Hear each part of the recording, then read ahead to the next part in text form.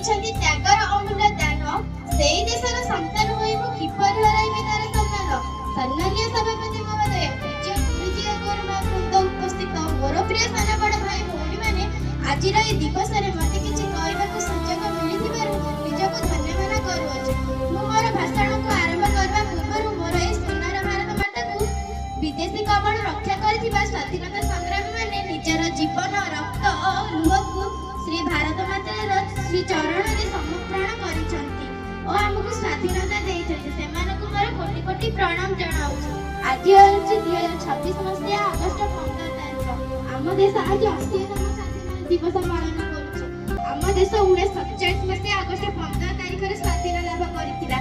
ଆଜିର ଏହି ସ୍ୱାଧୀନତା ଦିବସ କିମ୍ବା ଦିନ ନୁହେଁ, ଆଜିର ଏହି ଦିବସ ହେଉଛି ଆତ୍ମବିଶ୍ୱାସର ଦାସତ୍ୱର ଅଙ୍ଗାର। ଯେତେବେଳେ ସ୍ୱାଧୀନତାର ସୂର୍ଯ୍ୟୋଦୟ ଓ ଆତ୍ମବିଶ୍ୱାସର ଅମର ଘୋଷଣା କରାଯାଇଥିଲା, ଆଜି ଯେତେବେଳେ ସ୍ୱାଧୀନତାର ଅମୃତ କାଳର ଦଣ୍ଡାୟମାନ କରାଯାଉଛି, ସେତେବେଳେ ଆମେ ସ୍ୱାଧୀନତା ଭାରତର ଉତ୍ତରାଧିକାରୀ ନୁହେଁ, ବରଂ ବିକଶିତ ଭାରତର ନିର୍ମାଣକାରୀ ହୋଇ ବଞ୍ଚିବା ଆବଶ୍ୟକ।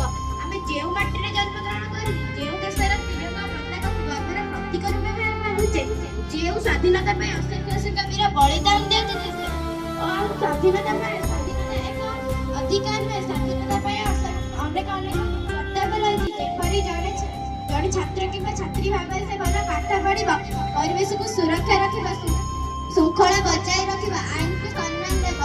ସେପରି ଆଜିର ଛାତ୍ରଛାତ୍ରୀ ଆସନ୍ତାକାଲିର ବୈଜ୍ଞାନିକ, ଡାକ୍ତର, ଶିକ୍ଷକ, ସୈନିକ, ଦେଶର ନେତୃତ୍ୱ ନେବେ। ଯେଉଁ ଦେଶର ଯୁବପିଢ଼ି ସଚେତନ, ସେଇ ଦେଶ ସଦା ଉଜ୍ଜଳ। ମୁଁ ଶେଷରେ ଏତିକି କହିବାକୁ ଚାହୁଁଛି, ଆମ ଦେଶ ମାଟିରେ ଗଢ଼ା ନୁହେଁ, ଏହା ଲକ୍ଷ ଲକ୍ଷ ହୃଦୟର ସ୍ପନ୍ଦନ।